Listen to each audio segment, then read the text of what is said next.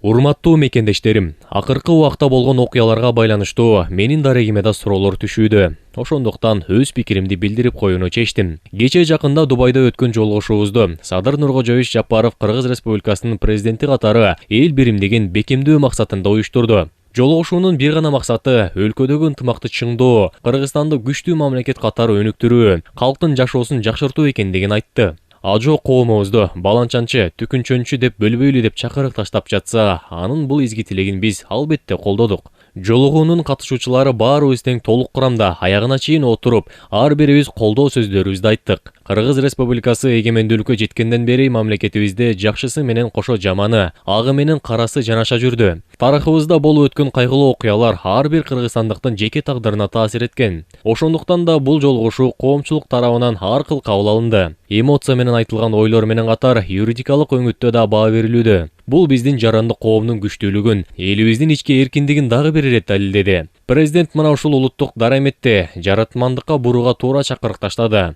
Садыр Жапаров Дубайдагы жолугушууга чейин Алмазбек Атамбаев экөөбүздү жолуктургандыгын айтты. Ооба, экөөбүздү элдештирүү максатында президент бир столго олтургузуп жолуктурган. Экөөбүз тең өз пикирибизди айтып, аягында кол алышып тараганбыз. Ар бир пенде Кудай алдында жоопкер. Баарыбызды биримдикке чакырып, президент өз милдетин аткарды. Эми биз да жаран катары милдеттерибизди аткаралы. Ырыс алды ынтымак, өлкөдөн өткөн дөөлөт жок. Жараткан Кудай элибизди, Кыргызстаныбызды колдосун.